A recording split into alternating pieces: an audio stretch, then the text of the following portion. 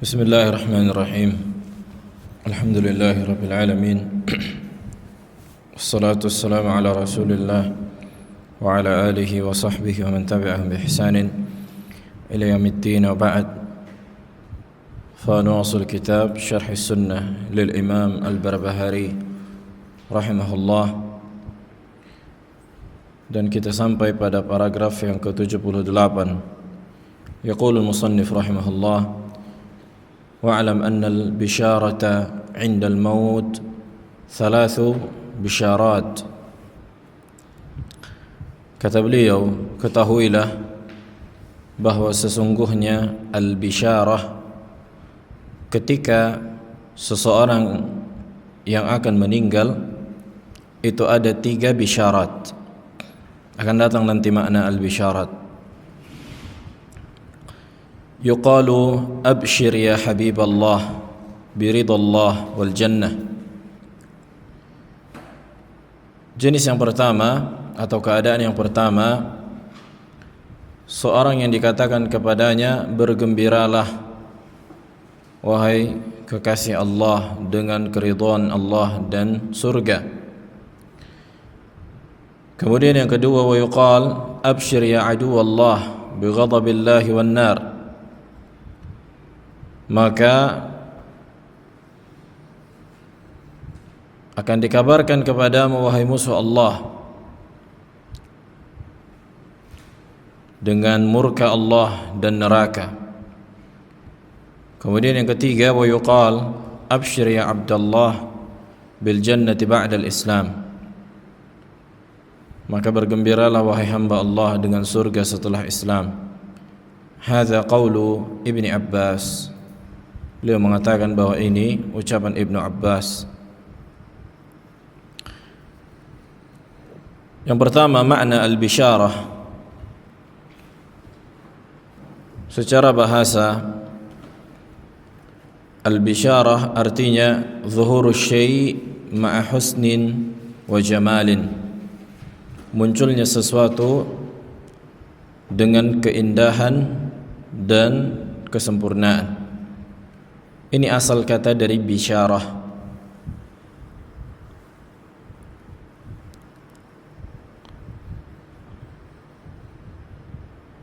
Adapun yang makna istilahi, penggunaannya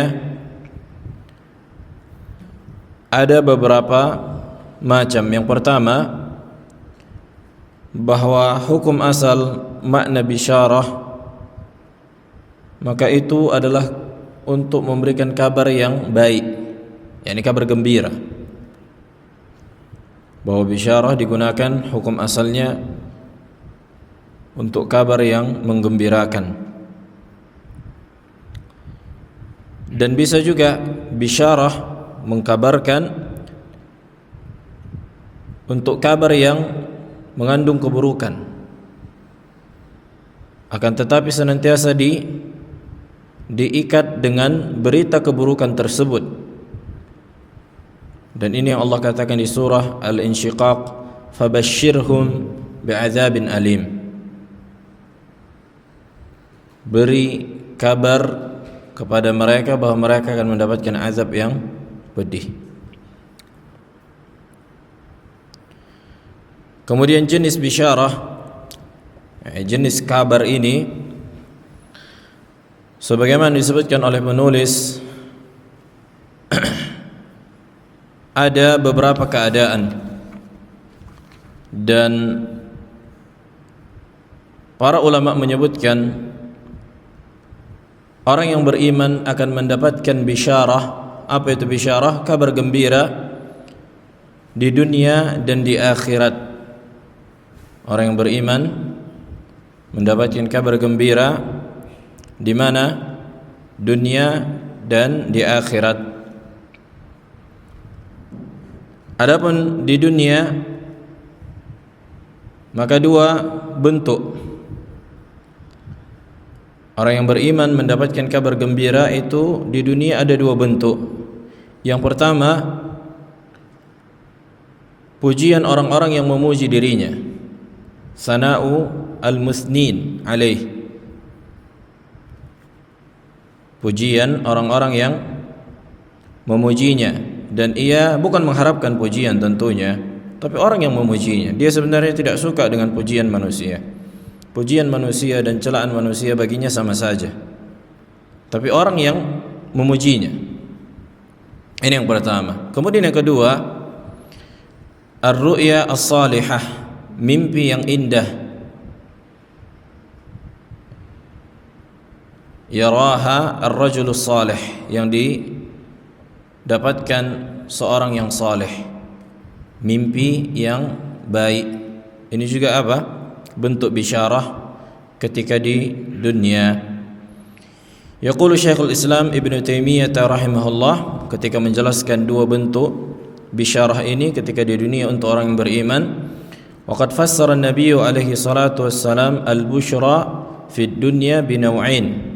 Nabi kita telah menafsirkan bahwa berita gembira bagi seorang yang beriman di dunia itu ada dua jenis. Ahaduhuma sana'ul muthnin alaih. Yang pertama pujian orang-orang yang memuji. Yang kedua ar-ru'ya as-salihah, mimpi yang baik, mimpi yang indah yang dilihat oleh seorang yang saleh. Autura lahu, atau orang lain yang saleh yang bermimpi tentang dirinya.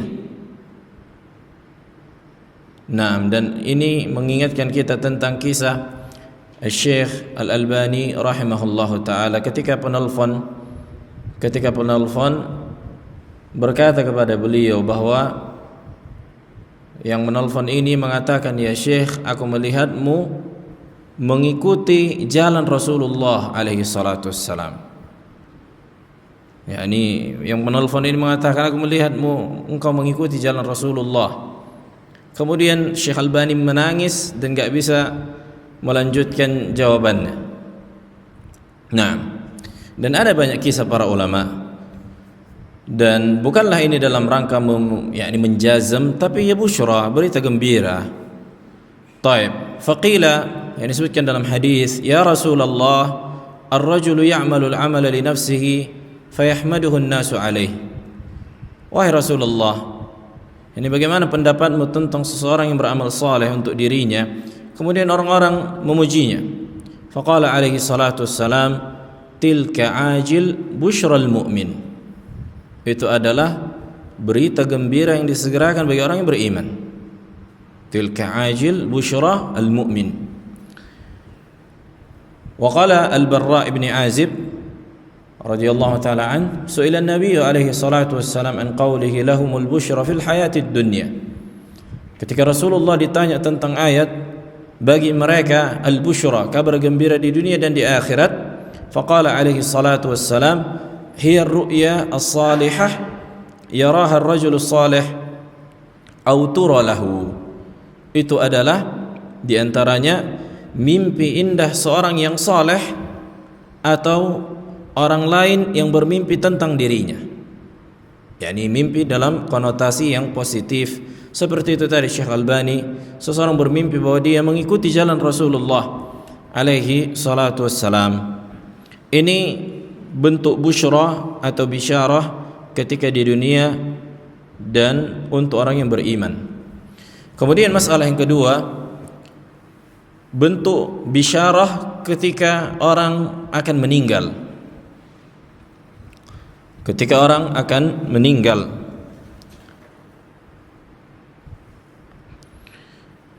maka Allah Jalla wa Ala menyebutkan di surah Fussilat ayat 30 sampai 32. Dan ini penjelasan yang sangat gamblang yang Allah sebutkan dalam Al-Quran, bahwa malaikat tatanazzal, yakni senantiasa turun ke sisi orang yang beriman untuk menghilangkan rasa takut dan rasa sedih bagi mereka dan kabar gembira dengan surga. Allah Jalla wa Ala mengatakan, innal ladzina qalu rabbuna Allah, sesungguhnya orang-orang yang mengatakan Rabb kami adalah Allah, bukan hanya sebatas mengatakan Rabb kami adalah Allah, tapi alladzina yuhaqqiquna haqiqatat tauhid, Orang-orang yang benar-benar mengaplikasikan hakikat dari tauhid, bukan hanya sebatas mengatakan Rabbunallah karena musyrikin mengatakan Rabbunallah enggak. Naam, musyrikin mengatakan Rabbunallah. Tapi apakah bermanfaat ucapan mereka yang mengatakan Rabb kami adalah Allah, atau mereka benar-benar mengamalkan tauhid, selamat dari bentuk kesyirikan, selamat dari segala bentuk kesyirikan, baik yang syirkul akbar atau syirkul asghar. Jelas. Kemudian bukan hanya sebatas mereka dalam sebuah keadaan mengatakan Rabb kami adalah Allah, tapi apa? Tsumma istaqamu, istiqamah, mempelajari tauhid, mengulang-ulangnya, murajaah, mengkaji kitab tauhid, senantiasa ikut kajian dalam masalah tauhid. Ini istiqamah. Kemudian ketika nanti meninggal, apa kata Allah? Tatanazzalu alaihimul malaikah, akan turun kepada mereka para malaikat. Alla takhafu wa la tahzanu, alla takhafu wa la tahzanu, jangan takut dan jangan bersedih. yakni jangan takut atas apa yang akan terjadi dan jangan bersedih atas apa yang telah berlalu. La takhafu la tahzanu, jangan takut atas apa yang akan terjadi setelah engkau meninggal, jangan takut kata para malaikat, dan jangan bersedih atas orang-orang yang kau tinggalkan atau masa lalumu, jangan bersedih. Ini kata para malaikat, subhanallah. Jadi la takhafu la tahzanu ini busyra. La takhafu wa la tahzanu ini kabar gembira, tapi ada kabar gembira yang lebih tinggi lagi, apa itu? Wa abshiru bil jannah. Jadi tiga. La takhafu wa la tahzanu, jangan takut yang akan terjadi dan jangan bersedih atas apa yang telah berlalu. Wa abshiru bil jannah, ini puncaknya. Bergembiralah engkau dengan surga allati kuntum tu'adun, yang dimana ini dijanjikan untuk kalian. Nahnu awliya'ukum fil hayatid dunya wa fil akhirah, kami adalah wali-wali kalian yang menolong, yang membantu kalian di dunia dan di akhirat. Walakum fiha ma tashtahi anfusukum walakum fiha ma tad'un, maka di dalam surga kalian akan mendapatkan apa saja yang terbesit, yang diinginkan oleh diri-diri kalian, dan akan diberikan apa saja yang kalian minta. Nuzulan min ghafurin rahim. Allahu akbar. Nuzulan, ini kalimat bahasa Arab sebagai bentuk penghormatan, hidangan, keistimewaan dan kemurahan bagi Rabbin yang maha pengasih lagi maha pengampun. Nah, maka orang-orang yang bertauhid dan istiqamah di atas tauhid adalah orang-orang yang akan mendapatkan berita gembira sebelum dia meninggal. Ini dikatakan hal al-ihtidar, keadaan ketika malaikat datang. Jadi ini belum mati, ini udah mulai masuk nih, ini momen gaib. Nah, makanya Allah Jalla wa'ala membuat seseorang yang mau meninggal bisa menyaksikan malaikat. Ini belum mati ceritanya, jelas. Kemudian nanti ketika dia meninggal akan dibawa sebagaimana disebutkan dalam hadis, dibawa oleh para malaikat. Nah, disebutkan dalam hadis diriwayat dari Ubadah bin Samit radhiyallahu taala anhu dari Nabi alaihi salatu wassalam qaal, man ahabba liqa Allah ahabba Allah liqa'ah, barang siapa yang mencintai pertemuan dengan Allah maka Allah pun akan mencintai bertemu dengannya. Wa man kariha liqa Allah kariha Allah liqa'ah, siapa yang membenci bertemu dengan Allah maka Allah pun akan membenci bertemu dengan dirinya. Faqalat Aisyah atau ba'du azwajihi alaihi salatu wassalam, berkata Aisyah atau sebagian istri Nabi alaihi salatu wassalam, lihat kata Aisyah, inna lanakrahal maut. Ya Rasulullah, siapa yang enggak membenci kematian? Apakah artinya kita membenci bertemu dengan Allah? Karena hakikat kita bertemu dengan Allah ketika kita meninggal dulu, kan gitu kan? Siapa yang enggak membenci? Siapa yang enggak takut dari kematian? Siapa yang enggak suka mati? Artinya semua orang apa? Mayoritas manusia takut akan mati dan enggak suka mati. Nah, yani tabiat. Faqala alaihi salatu wassalam, laisa kadzalik, bukan kayak gitu konsepnya wahai Aisyah. Walakinal mu'min, syuf, akan tetapi seorang mukmin, idza hadarahul mautu, ketika kematian sudah menghampirinya, busyira biridwanillahi wa karamatihi, akan dikabarkan kepadanya tentang keridhaan Allah dan kemurahannya. falaisa syai'un ahabba ilaihi mimma amamah. Allahu akbar. Maka orang yang telah diberikan kabar gembira oleh malaikat atas apa yang akan dia dapatkan dari surga, maka dia tidaklah mencintai atau sesuatu yang paling besar yang ia cintai kecuali apa yang telah dia saksikan dan telah dikabarkan kepadanya bahwa dia akan mendapatkan surga. Kata malaikat, la takhafu la tahzanu abshiru bil jannah. Jangan takut, jangan bersedih, bergembiralah dengan surga. Maka tidak ada lagi yang ia cintai ketika itu kecuali ingin segera meninggal, karena sudah dikabarkan oleh malaikat. Wadih. Dan bagaimana mendapatkan keutamaan ini? Dengan amal saleh tentunya. Adapun ketika saat ini baru bertaubat, maka tidak ada manfaatnya, kan gitu. Tapi apa? Dengan amal saleh ketika belum waktu kematian itu datang. Fa ahabba liqa Allah wa ahabba Allahu liqa'ah. Nah, ketika malaikat telah mengkabarkan kepadanya, maka dia pun ingin segera bertemu dengan Allah, dan Allah pun mencintai untuk bertemu dengan dirinya. Wa innal kafir, kebalikannya orang kafir, idza hudira, kalau dalam keadaan mau meninggal didatangi para malaikat, busyira bi'adzabihi wa iqabatihi wa uqubatihi, maka akan dikabarkan, lihat, dikabarkan dengan apa? Azab Allah dan hukumannya. Falaisa syai'un akrah ilaihi mimma amamah. Tidak ada sesuatu pun yang paling dia benci kecuali apa yang dikabarkan untuknya dan dia lihat. Karena apa? Neraka, azab. Nah, fakariha liqa Allah wa kariha Allahu liqa'ah. Dan dia pun enggak mau bertemu dengan Allah, enggak mau mati, sebagaimana Allah pun tidak mau bertemu dengannya. Wadih. Saksi bahasanya, lakinnal mu'min idza hadarahu al-maut busyira bi ridwanillahi wa karamati. Ini saksi bahasannya. Dan kafir apabila didatangi malaikat, maka malaikat pun akan memberikan kabar yang buruk kepadanya dan dia pun tidak mau mati, karena dia akan mendapatkan azab. Sebagaimana ketika di kuburan dia enggak mau hari kiamat. Rabbi la taqimis sa'ah, Rabbi la taqimis sa'ah. Ya Allah, jangan tegakkan hari kiamat. Kenapa? Karena sudah dibukakan pintu neraka dan dibiarkan angin-angin neraka menghampirinya di dalam kuburnya. Makanya dia mengatakan, ya Allah, jangan tegakkan kiamat. Kenapa? Kalau kiamat terjadi, masuk ke dalam neraka, azab neraka lebih berbahaya dibandingkan azab kubur dan lebih sengsara. Begitu juga disebutkan di Sunan Ibnu Majah dari Abu Hurairah radhiyallahu taala anhu dari Nabi alaihi salatu wassalam, al-mayyitu tahduruhu al-malaikah. Sesungguhnya mayit akan dihadiri, didatangi malaikat. Ini dikatakan halal ihtidar, dan ini belum meninggal. Ini mau mati nih, mau dicabut nyawanya. Jadi ada malaikat busyra yang mendatangi orang-orang atau orang yang ingin mati, kemudian ada malaikat yang khusus mencabut nyawa. Wah, jadi bukan si malaikat yang mencabut nyawa, ini malaikat yang lain gitu. Tatanazzalu alaihimul malaikah, senantiasa turun, menunjukkan ada banyak malaikat yang menjaga atau memberikan, menguatkan orang yang ingin mati. Kemudian malakul maut ini beda lagi, dia tugasnya mencabut nyawa. Ini malaikat busyra disebutkan. Fa idza kana ar-rajulu salihan, apabila seseorang yang saleh, qalu ukhruji ayyatuhan nafs at-tayyibah, maka orang yang beriman dan orang yang beramal saleh akan dikatakan kepadanya, keluarlah jiwa yang baik.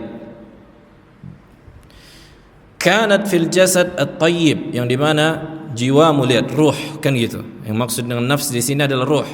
Keluarlah ruh yang baik, yang dimana engkau tinggal di dalam jasad yang baik pula. Ukhruji hamidatan, keluarlah dalam keadaan mulia. Wa abshiri birawhin wa raihan wa rabbin ghair ghadban, dan bergembiralah dengan sambutan wewangi-wangian dan sambutan dari Rabb yang tidak murka.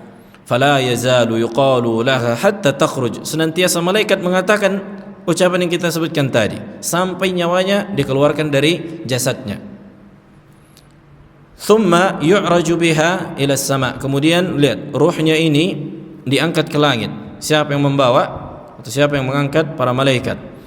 Fayuftahu laha, kemudian dibukakan baginya pintu langit. Fayuqalu man hadha, kemudian dikatakan siapa ini? Fayaquluna fulan, maka malaikat pun akan mengatakan fulan. Fayuqalu marhaban bin nafsit tayyibah, selamat datang wahai jiwa yang baik, dikatakan oleh penduduk langit yang di atas sana, kanat fil jasadit tayyib, sungguh engkau tinggal di jasad yang baik, udkhuli hamidatan, masuklah dengan kemuliaan, wa absyiri bi rauhin wa raihan wa rabbin ghair ghadban. Begitu juga dikatakan, bergembiralah dengan sambutan wangi-wangian dan Allah yang tidak murka kepadamu. Artinya jangan takut bertemu dengan Allah. Fala yazalu yuqalu laha dzalik hatta yantahi biha ila as-sama'i allati fiha Allah. Senantiasa langit ke-1, ke-2, ke-3, ke-4 dan seterusnya sampai ujungnya ke sisi Allah Subhanahu wa taala. Kemudian nanti dikembalikan ke kuburnya sebagaimana disebutkan dalam riwayat yang lain. Karena Allah menciptakannya dari tanah dan dikembalikan kepadanya. Nah, kemudian Nabi alaihi wasallam membacakan ayat, minha khalaqnakum wa fiha nu'idukum wa minha nukhrijukum taratan ukhra. Maka dari tanah kalian ciptakan kalian dan dikembalikan ke tanah, dan dari situ juga kalian diciptakan dalam bentuk yang lain. Artinya nanti pada hari kiamat.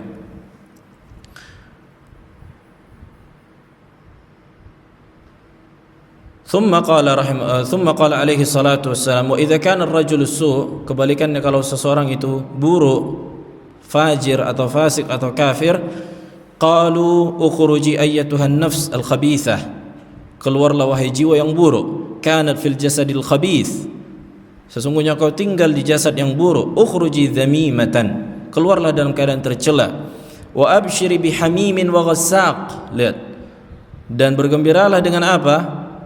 Hamim, air panas,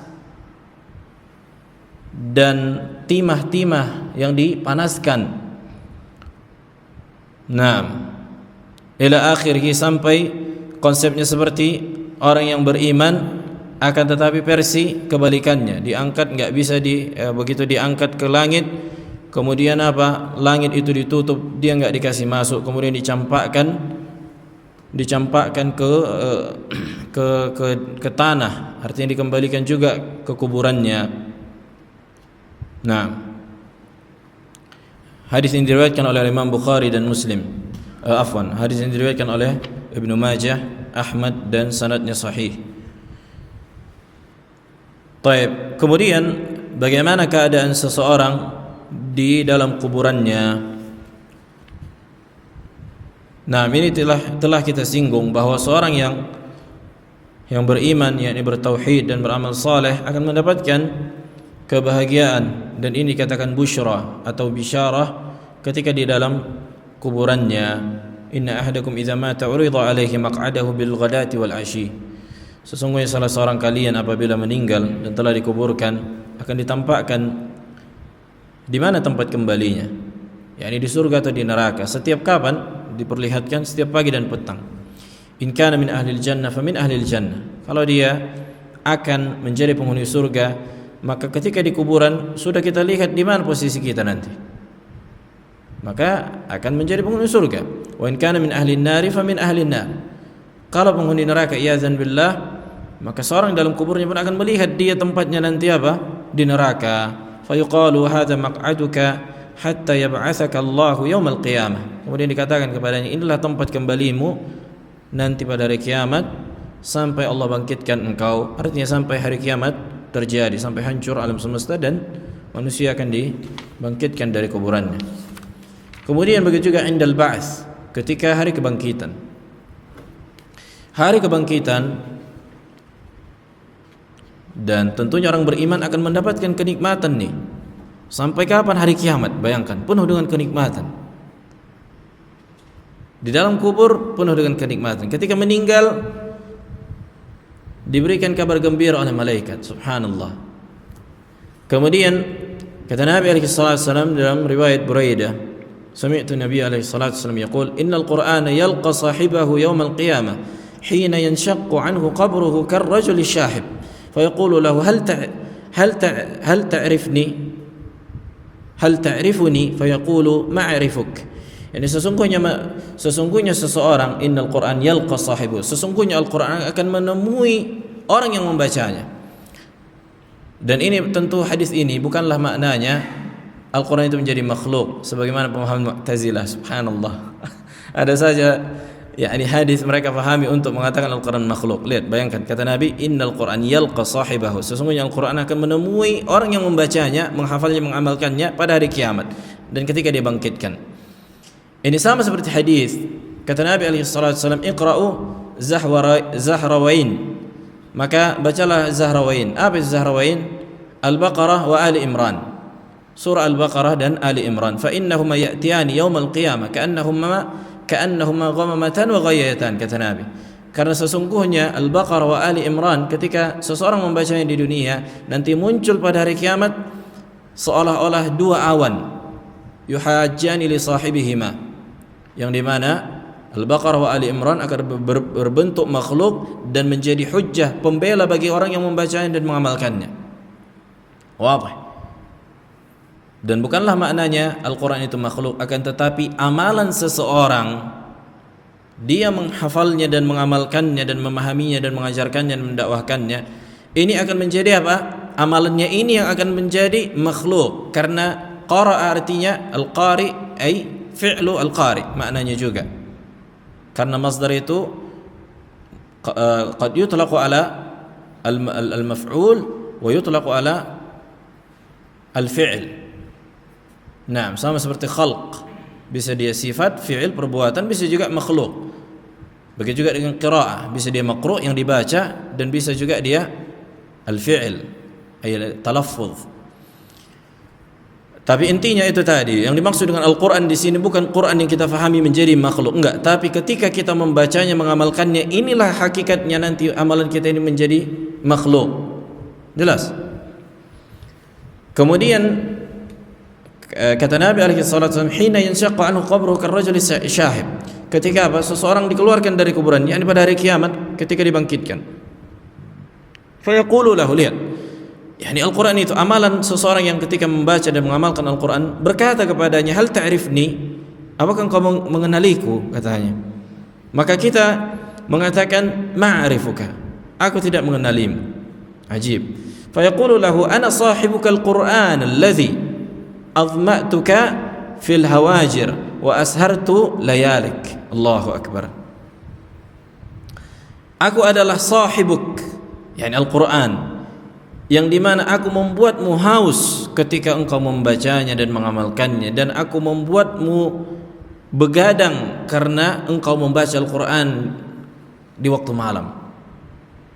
Allahu akbar. Lihat, yani ana amaluka salih, kan itu dia maknanya. Wa inna kulla tajirin min wara'i tijaratihi, dan setiap orang yang berdagang, yakni punya sesuatu yang di belakang dagangannya. Wa innaka al-yawm min wara'i kulli tijaratin, sesungguhnya engkau memiliki seluruh perdagangan. Fayu'ta al-mulka bi yaminihi wal khuld bi shimalihi wa yudha 'ala ra'sihi tajul waqar. Kemudian diberikanlah kerajaan di tangan kanannya dan kekekalan di tangan kirinya, dan diletakkan di atas kepalanya mahkota kemuliaan. Wa yuksa waliduhu, Allahu akbar, hullataini la yuqawwamu lahuma ahlud dunya. Kemudian anak, lihat, walidahu, kedua orang tua seorang anak yang mempelajari Al-Quran, yang mengamalkan Al-Quran, yang mendakwahkan Al-Quran, akan dipakaikan pakaian yang paling indah dibandingkan seluruh penduduk dunia dan isinya, kedua orang tuanya. Ini diantara keutamaan mengajarkan seseorang Al-Quran, yakni keutamaan seorang anak yang mengajarkan Al-Quran, mempelajari Al-Quran dan mengamalkannya, efeknya bagi kedua orang tuanya. Efeknya apa? Keutamaannya orang tuanya mendapatkannya. Allahu akbar. Fayaqulani bima kusina hadhihi. Kemudian kedua orang kita, yang semoga Allah jadikan kita di antara mereka yang mempelajari Al-Quran dan mengamalkannya dan menjadi orang yang demikian. Fayaqulani, kedua orang tua tersebut berkata, bima kusina hadhihi, kenapa kita dipakaikan pakaian yang mulia ini, yang tak pernah dimiliki penduduk dunia seluruhnya. Fayuqal, kemudian dikatakan, bi akhdhi waladikuma Al-Quran, disebabkan amalan anakmu karena mempelajari Al-Quran, menghafalkannya, mengamalkannya dan mendakwahkannya.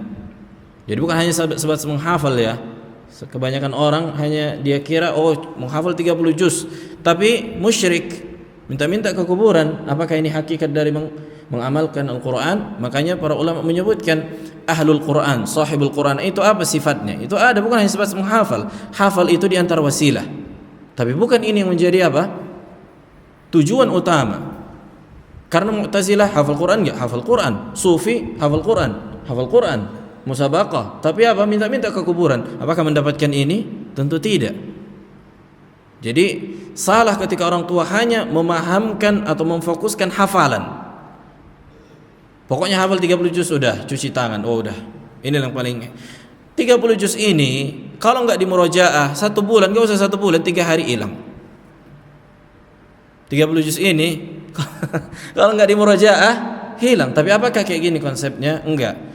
Tapi amalan yang senantiasa hidup, itu dia hakikatnya. Bukan pernah hafal. Yang dikatakan seorang ketika dia meninggal hafal, maksudnya apa? Memang dia hafal dan diamalkannya. Kalau pernahnya menghafal di umur sekian, umur 17 menghafal, udah selesai. Pokoknya karena anak lihat memang banyak orang tua kayak gitu.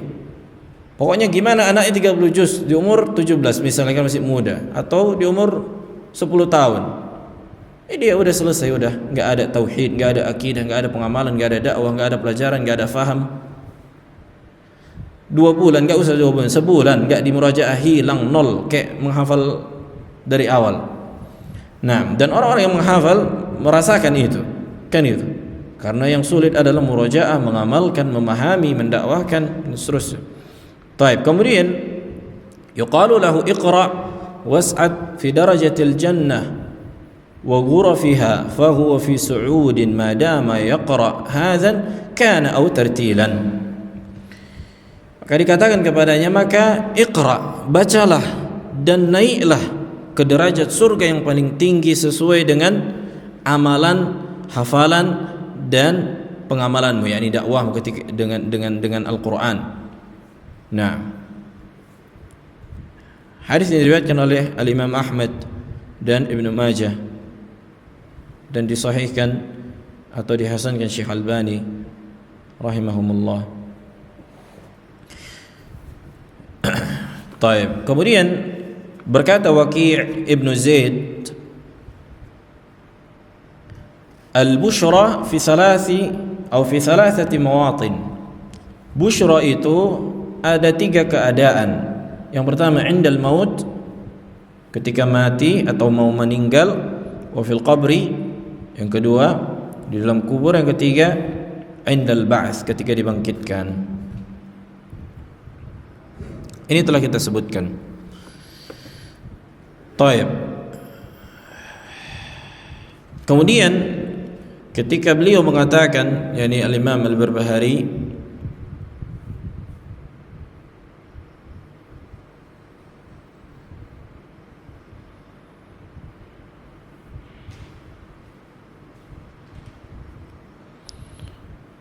wa yuqalu abshir ya Abdullah bil jannah ba'da al-Islam. Berbahagialah wahai hamba Allah dengan surga setelah Islam. Maksudnya apa? yakni orang-orang yang melakukan dosa yang tidak diampuni oleh Allah tapi masih dari kalangan orang-orang yang bertauhid, yakni yang tidak batal keislamannya, usatul muwahhidin dikatakan, para pelaku maksiat dari kalangan yang beriman tapi tidak diampuni oleh Allah. Nah, karena dosa bisa jadi Allah Jalla wa'ala mengampuninya imma di dunia dengan ditimpakan musibah, ya kan? Sebagaimana disebutkan dalam hadis, bahkan bisa jadi disebutkan dalam hadis, wa innal 'abd yuftanu fi ahlihi wa malihi hatta yalqa Allah laisa lahu dzamb. Allahu akbar. Bisa jadi seseorang diuji pada hartanya atau pasangannya atau anaknya, nah, atau pada dirinya, sampai dia bertemu dengan Allah tidak memiliki dosa lagi. Nah, fa al-musibah, musibah itu apa? Takfiru as-sayyi'at wadz-dzunub. menghapuskan dosa dan kesalahan. Apalagi apabila seseorang berharap musibah, ketika ditimpa musibah berharap, alhamdulillah Allah ampuni dosaku, maka ini lebih a'zam kata para ulama. Walaupun seseorang jangan meminta musibah, kan itu, minta ampunan, jangan minta musibah. Karena musibah menghapuskan dosa bukan berarti diminta musibah, karena seseorang bisa jadi enggak kuat ketika ditimpa musibah. Tapi minta ampunan, istighfar, taubat. Taib. Kemudian paragraf yang ke-79, wa'lam anna awwala man yanzur ila Allah fil jannah al-adarra. Kata beliau, ketahuilah bahwa yang pertama kali orang-orang yang akan melihat Allah di surga adalah al-adarra.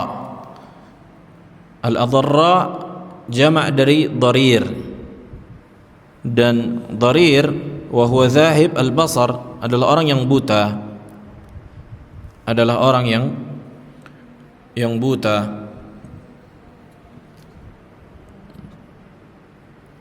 Kemudian kata beliau, thumma ar-rijal, kemudian dari kalangan laki-laki, thumma an-nisa, kemudian dari kalangan wanita, bi a'yuni ru'usihim, dengan mata kepala mereka. Nah, ini akidah ahli sunnah wal jamaah. Kita menetapkan bahwa orang yang beriman akan melihat Allah. Yang pertama di mauqif, sebelum masuk ke dalam surga tentunya, dan ini adalah ru'yatut ta'rif, seorang mengenal Allah, kemudian mengikuti Allah nanti, kemudian setelah melewati sirat dan masuk ke dalam surga, setelah melalui beberapa fase qantarah dan qisas, kemudian masuk ke dalam surga. Kemudian Allah pun memberikan kenikmatan yang paling tinggi, yaitu memperlihatkan wajahnya kepada orang-orang yang beriman yang mendapatkan surga. Adapun pembagian ini, yang pertama kali melihat Allah adalah orang buta, kemudian laki-laki, kemudian para wanita, laisa alaihi dalil. Ini tidak ada dalilnya secara rinci, karena masalah far'iyah, kan gitu.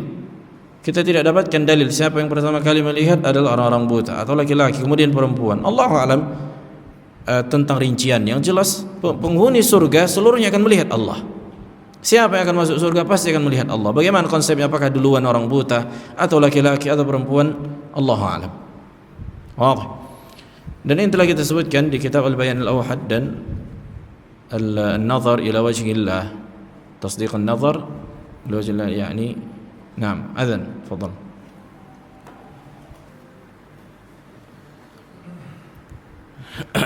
Baik, kita lanjutkan sedikit lagi.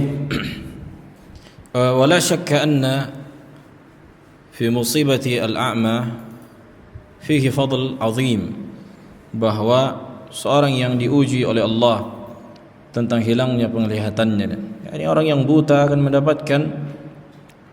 mendapatkan ganjaran yang besar. Nah, apabila dia sabar. Disebutkan dalam riwayat Bukhari dari Anas bin Malik bahwa Nabi alaihi wasallam berkata, yaqul innallaha qala, yakni sesungguhnya Allah berkata, yakni hadis qudsi.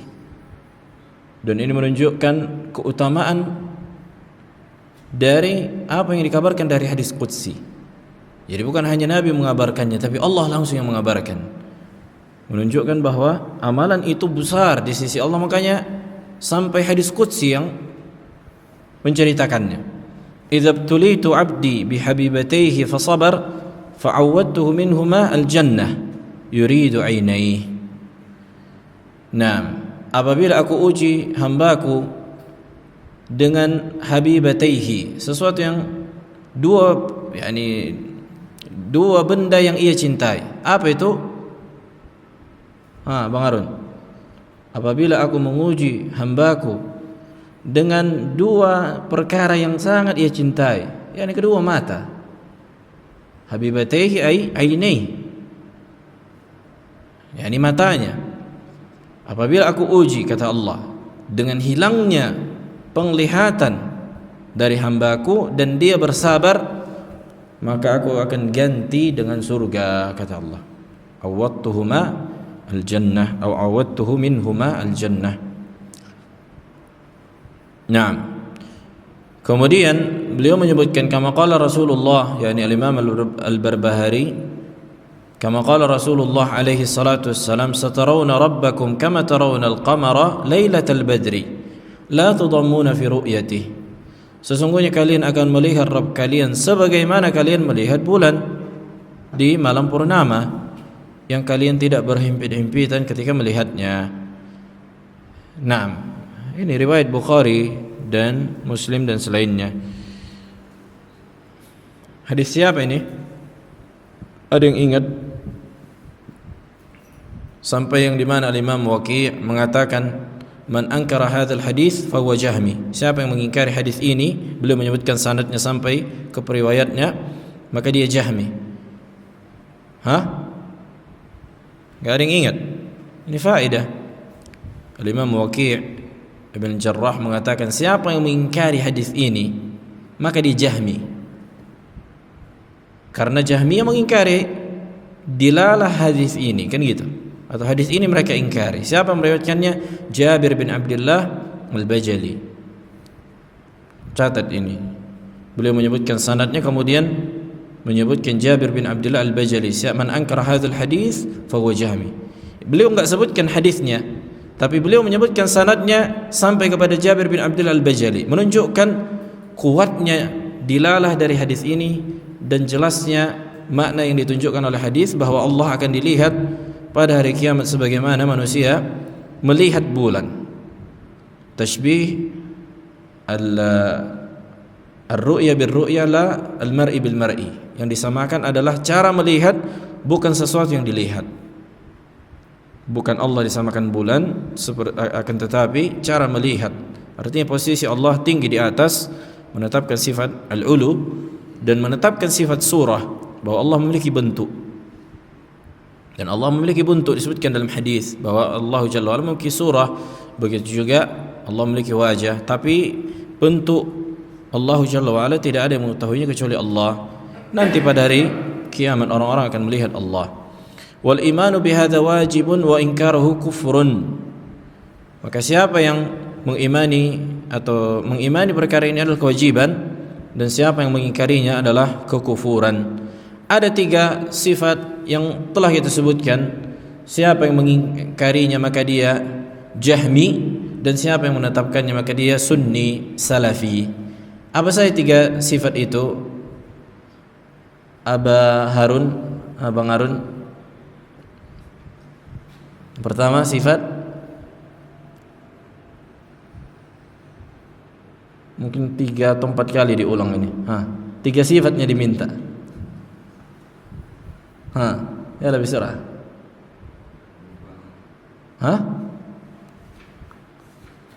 Siapa yang menetapkan 3 sifat Allah ini? Para ulama udahlah Sunni ini, karena memang rata-rata Jahmi dari kalangan Mu'tazilah, Asy'ariyah tidak menetapkan sifat ini. Apa itu yang 3 ini? Yang ada cabangnya dia. Yang pertama sifat apa akil? Al-ulu, sifat tinggi bagi Allah. Kemudian al-istiwa, al-ulu wal-istiwa. Yang kedua ar-ru'yah, ini lihat bahwa Allah dilihat pada hari kiamat dengan mata kepala orang-orang beriman. Kemudian yang ketiga sifat al-kalam, sifat berbicara. Jelas Bang Harun? Apa saja Bang Harun? Yang 3. Yang pertama tinggi, yang kedua itulah al-ulu yang tinggi itu. Kedua apa? Taib al-kalam, sifat berbicara, wal Quran kalamullah ghairu makhluq. Yang ketiga bahwa orang yang beriman akan melihat Allah, yaitu ru'yah. Jelas. Taib, ini muskilah ahli bidah. Mereka senantiasa mendengungkan mukhalafatu lil hawadithi. Ini sifat yang biasa dikenal dengan sifat 20. Wujud qidam baqa mukhalafatu lil hawadithi. Apa kata mereka mukhalafatu lil hawadithi? Mukhalafatu lil hawadithi itu terbagi menjadi 3 di sisinya. Ini diantara mereka yang menjelaskan tentang mukhalafatul hawadits, karena ada anak lihat video dari kalangan Asy'ariyah, dia mensyarah makna mukhalafatul hawadits. Makna mukhalafatul hawadits, mukhalafah menyelisihi al hawadits. Al hawadits maknanya bagi mereka makhluk. Jadi sifat Allah menyelisihi sifat makhluk. Yang pertama, lafaz al hawadits tidak pernah didapatkan di dalam Al-Quran dan Sunnah bahwa makhluk namanya hadis. Ini penggunaan yang bid'ah. Jelas, makhluk itu tidak dikatakan hadis, tidak pernah disebutkan dalam Al-Quran dan Sunnah. Tapi makna hadis di dalam Al-Quran dan Sunnah tajaddud, berregenerasi, terjadi, kemudian terjadi, kemudian terjadi. Itu makna hadis. Kemudian ini dari penggunaan lafaz saja sudah salah, udah nggak benar, udah. Memang banyak salahnya, dari awal sudah salah. Mukhalafatul hawadits. Walaupun sebenarnya maksud mereka adalah laisa kamitslihi syai'. Ini mereka gunakan laisa kamitslihi syai'. Ya gunakanlah ayat seharusnya kan gitu. Jangan gunakan lafaz-lafaz yang tak pernah Allah gunakan dan Rasulullah gunakan. Kita pun ketika menggunakan lafaz-lafaz karena dalam rangka membantah kalian, ya makanya kami gunakan lafaz-lafaz ini. Kalau kalian nggak menyimpang, nggak perlu digunakan, karena di zaman dahulu, di zaman para salaf tidak ada konsep mukhalafatul hawadits. Kan itu taksim tauhid misalnya. Kenapa belum dibutuhkan? Karena belum ada penyimpangan dan belum ada tahrir mahal dan niza. Dan orang-orang sudah faham mafhum dari ayat, dari dalil, dari Al-Quran dan Sunnah. Ini rububiyah maknanya ada di dalam hati mereka, ini uluhiyah ada maknanya. Tapi belum apa? Belum banyak penyimpangan. Karena sudah banyaknya penyimpangan, maka kita perlu mentitik beratkan masalah itu di mana. Makanya muncul konsep pembagian uluhiyah, rububiyah, asma' sifat. Dan bukan hakikatnya Allah yang kita bagi, tapi ilmu kita dalam memahami yang kita bagi. Bukan zat Allah kita bagi. Apakah kita katakan misalnya Zaid putih, pendek, terus berarti kita bagi-bagi Zaid? Kan enggak kan? Baik, kemudian makna ketika mereka mengatakan mukhalafatul hawadits, ini harus dihindari 3 perkara. Yang pertama tajsim. Ini dia kena lagi. Tajsim. Apa katanya tajsim? Allah itu tidak sama dengan makhluk, artinya tidak berbentuk, tidak bertempat, kemudian tidak berarah. Kenapa? Karena makhluk berbentuk, bertempat, berarah.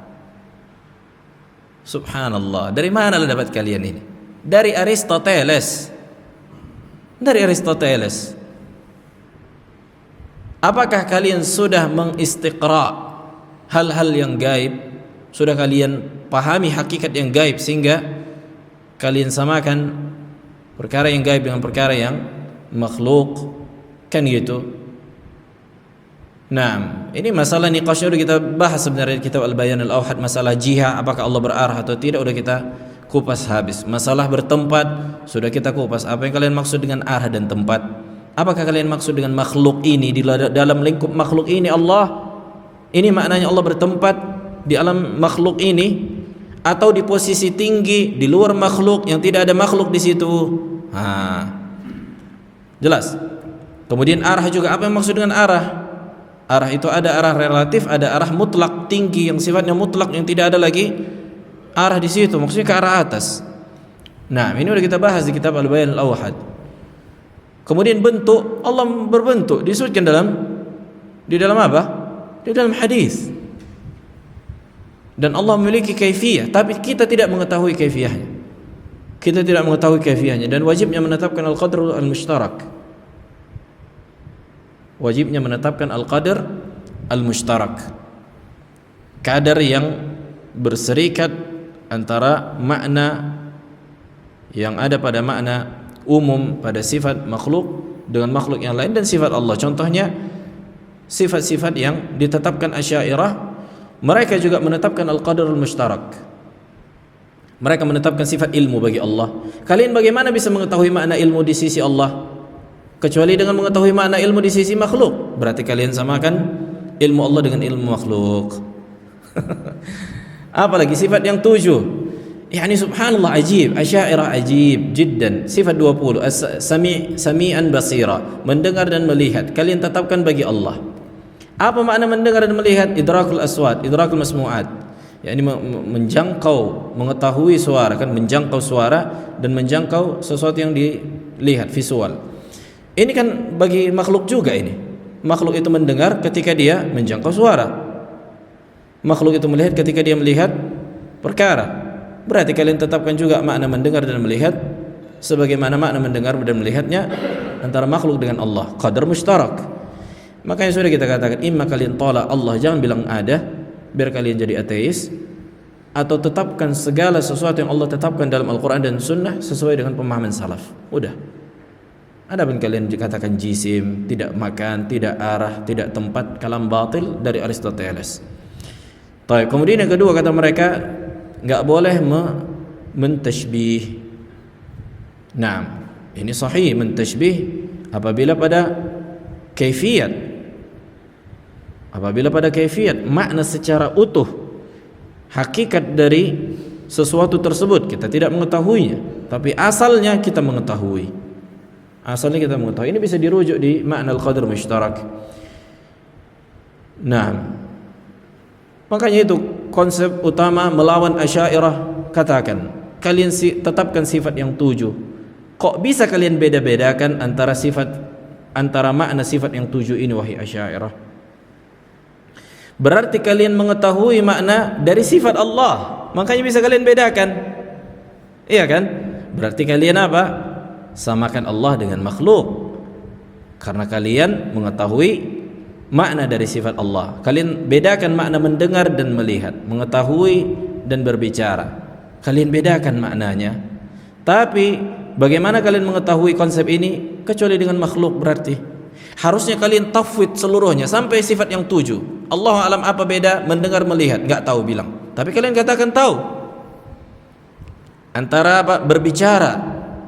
Mereka katakan kalamun nafs, berbicara di dalam diri. Apakah berbicara maknanya mendengar, wahai Asy'ariyah? Kata mereka enggak. Kok bisa kalian tahu beda mendengar dan berbicara? Kenapa pada sifat yang lain kalian tolak? Nah, karena akal. Karena akal yang mencocoki 7 sifat ini atau sifat 20 itu. Sesuai dengan akal. Akal siapa? Akal yang dikonsep Aristoteles, yang dikonsep Ar-Razi, yang dikonsep Al-Ghazali, yang dikonsep Abul Ma'ali Al-Juwaini, yang dikonsep Al-Amidi. Inilah akal mereka, bukan akal para salafus saleh, bukan akalnya Al-Imam Abdullah bin Mubarak, bukan akalnya Ayyub As-Sakhtiyani, bukan akalnya Al-Auza'i, Sufyan Ats-Tsauri dan para ulama salaf yang lain, bukan akalnya Imam Ahmad, bukan akalnya Al-Imam Malik, Asy-Syafi'i dan selainnya. Tapi akal siapa? Akal Ar-Razi, Al-Amidi, Al-Ghazali, Al-Juwaini, yang ini pengaruh dari Aristoteles. Karena memang di zaman mutaakhirin, di khususnya di khilafah Abbasiyah, itu pemahaman filsafat sangat-sangat luar biasa berkembang. Sampai dikatakan Ma'mun, subhanallah, Ma'mun pada saat itu memerintahkan untuk mengumpulkan kitab-kitab dari mana saja. Bahkan siapa yang mengumpulkan kitab kemudian diberikan ke perpustakaan untuk dipelajari dan diterjemahkan, diganjar atau dibalas dengan emas seberat kitab yang dia datangkan. Jadi kalau ada yang dapat kitab baru, kitab filsafat, kitab apapun itu datangkan, kata Ma'mun, akan diganjar dengan apa? Berapa berat kitab yang kau datangkan, dikasih emas. Apa enggak berdatangan semua kitab? Dan ini dipelajari, diterjemahkan. Makanya Ibnu Taimiyah rahimahullah, ada kalam beliau yang sempat anak tanyakan juga ke syekh kita, apakah ini sahih? Sampai apa kata Ibnu Taimiyah rahimahullah? Dikatakan, ini perlu dicek lagi. La adhunnu anna Allah yaghfir li Ma'mun. Aku enggak menyangka, aku enggak yakin kalau Allah mengampuni Ma'mun. Kenapa? Dialah yang sebab masuknya ilmu filsafat. Karena dengan dialah diterjemahkan kitab-kitab filsafat masuk ke dalam perkara akidah. Rusaklah akidah. Disebabkan siapa?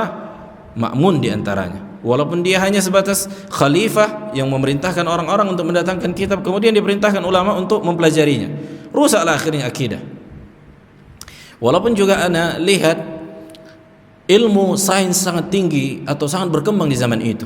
Di antaranya Al-Biruni, Abu Raihan Al-Biruni. Dia di zaman itu bisa menghitung diameter bumi dengan tinggi gunung. Jadi dia ukur gunung, tinggi gunung berapa, kemudian berapa jarak antara gunung dan darat. Kemudian ada konsepnya, bisa dihitungnya nanti jari-jari bumi. Dan setelah penemuan di zaman sekarang itu hanya meleset 1%. Jadi katanya ana lupa berapa tepatnya, sekitar 40.000 berapa gitu, 40.000 kilo atau lupa, tapi hanya meleset 1%, bayangkan. Ini Al-Biruni, bisa dibaca di Wikipedia tentang orang-orang ini. Memang kejayaan Islam dari sisi ilmu, sains, teknologi, obat-obatan, medis, Ibnu Sina itu berkembang di zaman itu, tapi musibahnya apa? Dikorbankan akidah. Kalau hanya masalah ilmu dunia, kita nggak melarang ilmu kafir itu digunakan untuk mengembangkan ilmu dunia untuk kaum muslimin, manfaat kan itu. Tapi masa kita korbankan akidah, asma, sifat, masalah tauhid, hancur ini kita kedepankan dunia. Ini yang menjadi apa? Problem. Alhamdulillah.